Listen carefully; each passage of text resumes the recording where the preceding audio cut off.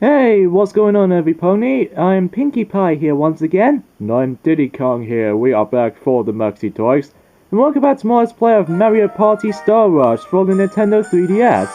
So yesterday, that we actually did tackle through World 0-1, and now we move on into World 0-2, when there's going to be a lot of new elements to the mix. So even then though, now we're going to be coming across into a lot of different types of spaces, including for the likes of the 3 boss battles we're going to have to deal with. So anyways, the first boss battle we're going to be doing this board, and that was the evolving of Mega Blooper. So, yeah, when we actually get into the actual boards themselves though, however, but even then though, we'll get to that shortly. So, oh no, our stars have been stolen. Please get them back from those mean bosses. Come on, let's get going. Feels like I was being like a host in this game, but sadly there's no host in this game this time around though, unlike some bunch of Mario Party titles since Mario Party 10, which was Blue Toad. And even then though, just like in Mario Party DS, there was no in-game host, so even then though, I found that to be quite weird. So anyways, these are these spaces right here, these little question mark block type spaces. And there's also another space, which is actually over there, which you might be thinking this might be actually be the carousel just to begin with, but it turns out it was actually the Shy Guy shop. I think if you actually be playing the, think of these from the lucky spaces from Mario Party 9, but except the fact that you can actually just purchase items every time when you actually go into that shop. However though, unlike in any other Mario Party game, you can't actually go in the shop every time. You have to land on that specific space in order to actually get that happen. So, unfortunately, that's not the case. So anyways, let's go ahead and just land here. Because yes, we haven't mentioned this before, but usually it's all about strategy based, and then sometimes can be a bit luck based sometimes, because especially noticeable when you're trying to deal with higher rolls as from dice blocks. Even especially for, oh yeah, we actually got ourselves some items. In order to actually use items, you can press the X button to actually use them. So, even though, let's go ahead and place that over here, in this case a Coinado, which if someone lands on that specific spot of the tile, that way it will actually just give us coins after doing so. And that way we got ourselves 4, so do we have ourselves the... No, we so close by getting it. In fact, let's go ahead and just go all the way there. So even then though, oh please don't you dare just, oh phew. Thank God it does not toss on me. And somehow that blue toad, oh, I don't think this will actually give us anything. I don't think, nope, I don't think so. So anyways, and yeah, every time when you're actually trying to land onto that, boss battle space, more likely the boss pipe, you get yourself a coin bonus just to begin with. So yeah, that's one thing we haven't mentioned this before.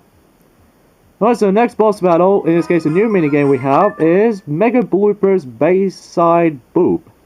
Watch the bloopers boop, and bounce the ball to that beat, and press A to bop the ball. And basically, it's more likely a rhythm-based minigame, I'm guessing this might be a concern, but we won't do it until when we actually make our way to it. In fact, we actually have like 5 spaces off from it, so a rhythmic beach battle with the Mega Blooper. And yeah, another thing that's probably worth mentioning is that much like Mario Party Island Tour, you can practice that anytime you wanted to. But hey, that's as far as I'm mostly concerned about it. But hey, we're not going to practice though, so we're just going to jump straight in. Alright, let's quickly mash the A button as much as we can, but even then though, unfortunately though, sometimes if you're actually just about to see what is going on, sometimes you have to wait patiently in order to actually just to get into action though, which... it might be seems a little bit of a pace breaker at some point. There we go. Now we can actually just jump in. So yeah, it might be seems to be kind of straightforward, but it's also kind of weird at the same time because you're not doing any damage on Mega Blooper at all. So instead, it's more likely timing based, even from rhythm based, as a matter of fact. Yes, because due to the nature of this minigame is that you're gonna have to watch carefully until when you're actually trying to get the rhythm going, and somehow we're gonna get the last one. So yeah, the fact of the matter is just that, yeah, that's how that usually goes. I believe in order to actually get ourselves the finish bonus is the fact that whoever makes the full bar first will actually get ourselves the, some points, I'm presuming. Yeah, in order to actually get the 2 points, you have to... Ah, God, we messed up one move. Sometimes it might be tricky, but at a lot of times it might be really accurate with your aim, timing, and whatnot. But hey, at least we can try again. And also it's involving concentration too. Alright, I think we got this. There we go. So I think we actually got quite a few points to go. Even then though, I'm pretty sure Yellow Toad is in the lead, so we need to definitely catch up some points. There we go, I'm pretty sure we got a finish bonus. Yes, we have. So yeah, it was definitely true if you actually try to fill up the music bar first, whoever actually gets the finish bonus. So yeah. Star Rescue! There we go, the star is being rescued. I'm pretty sure that's what this is going, so... Yeah, for the most part though, that's every time when you're actually trying to go into the specific Toad Scramble mode, you always have to play as these Toads. And in order to actually play as other playable characters, like more likely Mario and Luigi and etc. In fact, we'll talk more on the character roster as soon as we actually get into other modes. So for now on, we just have to play as the majority of Toads. So anyway, next boss enemy we have Mega Monty Mole, which he does make her debut since before in from Mario Party 10 from you know, the Airship Central's mini boss fight. I mean, even then though, that it's kind of weird that how he actually makes it his debut again. But even then though, I think we're actually going to be doing something a little bit slightly different. Yeah, when it comes to deal with the boss strategy and all that. Oh, we have ourselves a golden dust mushroom, which these items right there, that they usually do make a debut since how it does in Mario Party Island Tour, while at the same time that they're actually going to bring up some newer ones to the table. Like for instance, that there's actually a golden dash mushroom, which also allows you to actually add in some more movements into your slight different to the table. So yeah, pretty noticeable thing for this little parts and stuff. So okay, we need to figure out the way in order to actually get towards the let's go over there. Yeah, so that way we can get some coins throughout. So even though sometimes it's really hard to get onto the boss spaces, because again, depends on the dice blocks, how much spaces you have. That there is no way we can guarantee we can actually make it at this point. Sometimes it can be a little bit random for that part of as far as there's down a few points. But even then though, sometimes I found myself just letting the computer opponents get to there first. But even then though, that's a little bit of a nitpick. God, they really did not get the point of that. Oh yeah, there's also another item, that's what Green Toad actually got. That is the evolving of double cards, which is actually a quite rare item, I have to say. And basically, before we talk about that on that item, let's talk about the minigame here. Mega Monty Mole's Hole-in-One. Or, in this case, no, let's try again. Mega Monty Mole's in the hole. Okay, that seems a little bit more traditional name. Okay, whack the one true Mega Mighty Mole. So basically it's like a whack-a-mole syndrome. So move with this circle pad and then A is just, you know, whack it. So think of like whack-a-mole syndrome. So anyways, beats Mega Mighty Mole. So let's go ahead and do this. But even though we only have like 4 spaces off, so sometimes you're gonna have to be more accurate with your button mashy heavy. So let's go ahead and try to do that. So yeah, it's a little bit different from the likes of Mario Party 10 incarnation of him, because even then you don't have to deal with the maze type of syndrome.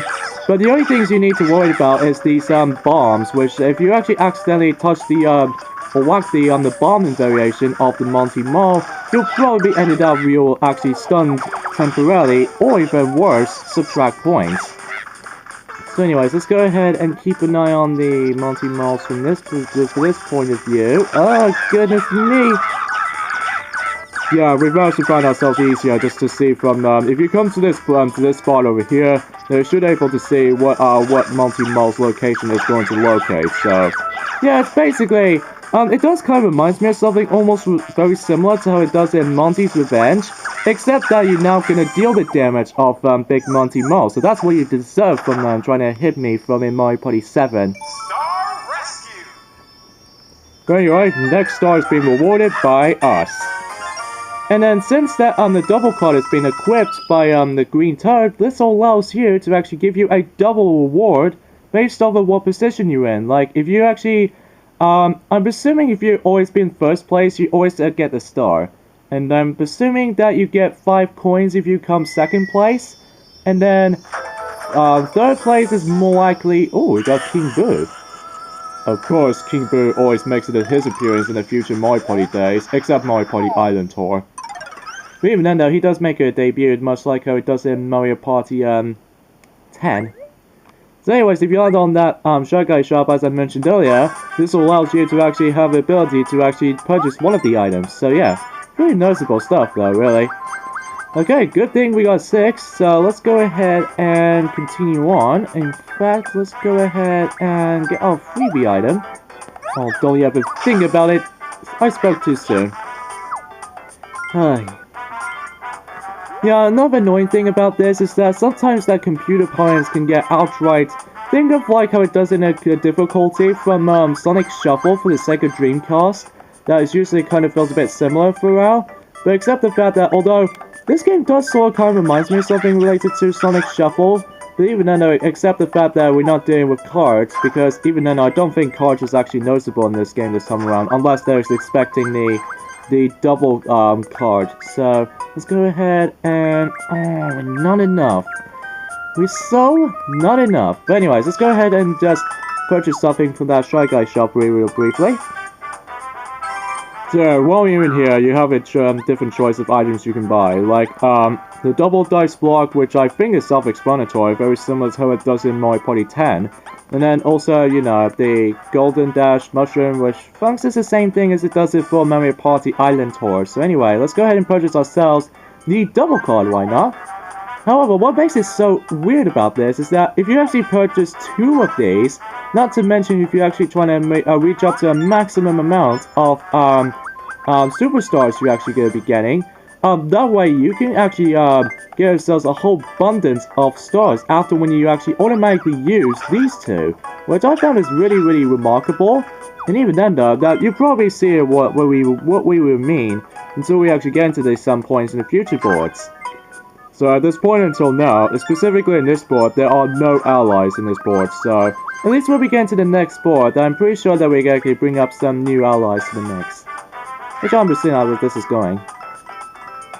Unfortunately, we're a bit far off from the boss pipe, but even then though, we'll get to that eventually.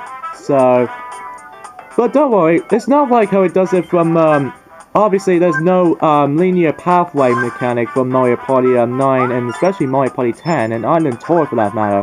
But the only way you can actually beat the game, or in this case finish the board, is obviously beat the boss battles first, and then you actually let the game end it. So, pretty standard stuff, so, doesn't work like this. Hold on, let's go ahead and land here. So that way we can actually get ourselves a freebie item from here. It's just a simple mushroom. Oh, looks like the yellow toad actually has double of these double cards, which that's the basic prime example of how if you actually get 2 of these double cards, that way you can get a same amount of rewards. Like if we manage to win on that particular boss battle minigame, but before we talk more on that, there's the next new boss battle minigame known as King Boo's Light Cement. Carry the light boxes to King Boo. So move with the circle pad, A is to jump, and grab the light box. So standard. However, there's actually a little bit more obstacle to this, is that the only thing you need to be very careful is this bottomless pit and also P-burst, much like it does in Mario Party Island Tour and even Mario Party 10, so yeah, you get the idea.